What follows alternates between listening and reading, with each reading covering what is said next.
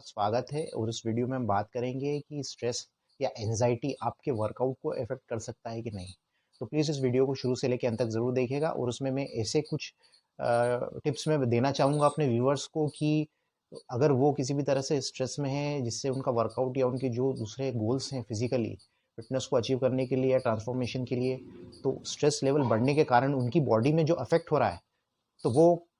उसे इम्प्रूव कैसे कर सकते हैं। तो इस वीडियो को शुरू से लेकर अंत तक जरूर देखिएगा। देखिए, स्ट्रेस और एंजाइटी होने के कारण बहुत सारे हो सकते हैं आपकी लाइफ में। हो सकता है आपके घर में कोई बीमार चल रहा है, कोई फाइनेंशियल इमरजेंसी आपकी लाइफ में आपको अफेक्ट कर रही है, या कुछ ऐसे कारण हो गए जिस वजह आपकी हेल्थ अफेक्ट हो गई है, आपकी वाइफ की हेल्थ अफेक्ट हो गई है, मे बी जो भी मतलब आपके घर में बूढ़े हैं या बच्चे हैं उनको किसी भी तरह की कोई प्रॉब्लम हो गई है, या किसी भी तरीके का मेडिकल इमरजेंसी हो गया है जिसमें काफ़ी जो टाइम है वो हो गया, इस वजह से आप अपने वर्कआउट्स को या अपनी डाइट को नहीं मेंटेन कर पा रहे हो इन कारणों के चलते। तो देखिए, मैं स्ट्रेस और एंजाइटी का कारण क्या होता है कि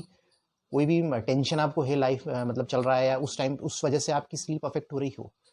और स्लीप अफेक्ट हो रही है तो आप अपनी रिकवरी लेवल पे ध्यान नहीं, मतलब आपकी बॉडी रिकवर नहीं हो पा रही है अपने प्रॉपर टाइमिंग्स में, जिस वजह से इम्प्रॉपर स्लीप अगर आपको है, आप न्यूट्रिशन अपनी तरफ से नहीं ले पा रहे हैं, तो ये चीज़ें आपके वर्कआउट को ऐसे अफेक्ट कर सकती है कि जो मतलब आपका जो भी फिजिकल फिटनेस गोल चल रहा है और कुछ इस तरह के कुछ इश्यूज फैमिली में हो जाते हैं, तो उस दौरान क्या होता है कि जो आपका जो ग्रोथ हार्मोन है, इंसुलिन लाइक ग्रोथ फैक्टर्स अपनी बॉडी के जो होते हैं, वो क्या करते हैं, प्रोटीन सिंथेसिस को, वो प्रोटीन ब्रेकडाउन को बढ़ाते हैं। तो इस टाइम पे अगर मान लीजिए अगर आपकी बॉडी स्ट्रेस झेल रही है किसी भी तरीके की, और किसी भी तरीके का ऐसा कुछ कारण हो रहा है जिस वजह से, तो वो क्या कैटाबॉलिज्म करती, कैटाबॉलिक इफेक्ट में डालती, जिस वजह से क्या होता है कि और उनसे ये चीज़ें अफेक्ट होती हैं। तो आपका जो फोकस और माइंड और फिजिकल स्ट्रेंथ है वो आप अपने ट्रेनिंग में प्रॉपर नहीं दे पा रहे हैं, ये उसके कारण होता है। जो कैटाबॉलिक इफेक्ट होता है वो आपके मसल्स को इस तरह से प्रभावित करता है कि आपकी स्ट्रेंथ वर्कआउट करते समय कम लगेगी आपको, क्योंकि आपकी बॉडी रिकवर नहीं हुई अगर आप स्लीप प्रॉपर ले रहे हैं, तो उस वजह से स्ट्रेस। और दूसरे कारण तो मैंने बताए ही आपको स्टार्टिंग में। तो ये सब चीज़ें क्या करती हैं, मसल स्ट्रेंथ को गिराती हैं। और जो भी मतलब अगर मान लो आप न्यूट्रिशन भी ले रहे हैं उस हिसाब से, तो भी वो चीज़ आपके शरीर को इस तरीके से नहीं लगेगी, इससे आपका, जिससे आप अपने फिजिकल फिटनेस और बॉडी बिल्डिंग, बॉडी ट्रांसफॉर्मेशन के गोल को अच्छे से अचीव नहीं कर पाएंगे अगर आपकी बॉडी में स्ट्रेस डेवलप हो चुका है। तो इसको आप इम्प्रूव कैसे कर सकते हैं? अब कुछ ऐसी टिप्स मैं आपको देना चाहूँगा जिससे आप अपने स्ट्रेस और एंजाइटी को कंट्रोल कर सकते हैं, जो मैंने अपनी उसमें फॉलो करे। क्योंकि अभी देखिए, मेरी भी जो मेरा जो ट्रांसफॉर्मेशन प्रोसेस चल रहा था, वो अभी मैंने मतलब 10-12 दिन अपना वर्कआउट नहीं करा क्योंकि मैं बाहर था। तो बाहर जब मैं था तो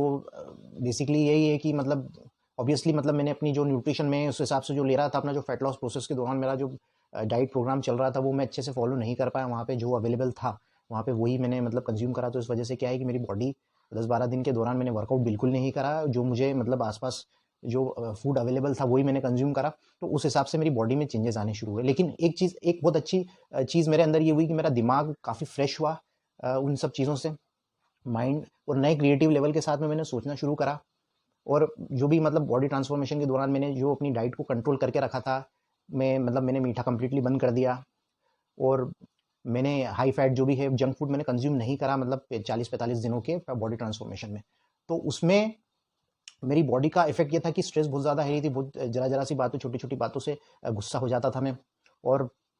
एग्रेसिवनेस हो जाती थी, आपका बिहेवियरल चेंज हो जाता, मूड स्विंग्स होते थे। ये डाइट प्रोसेस के दौरान जो बॉडी ट्रांसफॉर्मेशन, बॉडी तो ट्रांसफॉर्म हुई लेकिन आपका दिमाग एक ही जगह रुक गया। और बेसिकली आप खाना जो खा रहे थे वो बॉइल्ड फूड या ग्रिल फूड ही खा रहा था मैं, और हाई लेवल में नॉनवेज में कंज्यूम कर रहा था। तो इसका भी नेगेटिव इफेक्ट मेरी बॉडी के ऊपर पड़ा है। लेकिन उसके दौरान कुछ चीज़ें फिर फैमिली में भी हुई, कुछ पर्सनल इश्यूज मेरे हुए, जिस वजह से स्ट्रेस मेरी बॉडी में, मतलब बॉडी काफ़ी स्ट्रेस में आ गई। तो वर्कआउट, उसका इम्पैक्ट मेरे वर्कआउट पे भी दिखने लगा। तो फिर मैंने उसको चेंज करने के लिए, अपने आप को चेंज करने के लिए, अब ऐसी टिप्स बताऊंगा जो मैंने फॉलो करी। वो जो व्यूवर्स इस वीडियो को देख रहे हैं, तो अगर उनको भी वो चीज़ अगर है जिस वजह से उनका फिजिकल फिटनेस या गोल अफेक्ट हुआ है स्ट्रेस बढ़ने के लिए, तो मैं कुछ टिप्स अपनी तरफ से देना चाहता हूँ। तो उसमें मैंने कुछ चीज़ें फॉलो करी, जैसे कि नॉर्मल जो कंज्यूम करने लग गया मैं फूड, मतलब ये जो मैंने डाइटिंग को छोड़ा और वही चीज़ें मैं कंज्यूम करने लगा, जैसे शुगर वाली चीज़ें मैंने कुछ कंज्यूम करी, और नॉर्मल खाना मैंने कर दिया। मतलब जो हाई प्रोटीन फूड मैं कंज्यूम कर रहा था उसके बाद में नॉर्मल फूड कंज्यूम करनी है, दाल रोटी चावल सब्जी वगैरह ये मैं खाने लगा। मतलब ऐसा नहीं है कि भैया मेरे को यही चीज़ चाहिए, जो भी मतलब मेरे को मिलता गया, और मैं कुछ समय के लिए 6-7 दिनों के लिए गाँव चले गया, वहाँ पे मैंने काफ़ी एंजॉय करा, बहुत सारे लोगों से मैं मिला, और उन लोगों से काफ़ी मतलब मैंने बहुत सारी चीज़ें उनसे शेयर करी है, और काफ़ी मतलब उन सब चीज़ों से, बातों से मुझे काफ़ी पॉजिटिव फील हुआ। मैंने अपनी फैमिली के साथ टाइम स्पेंड करा, और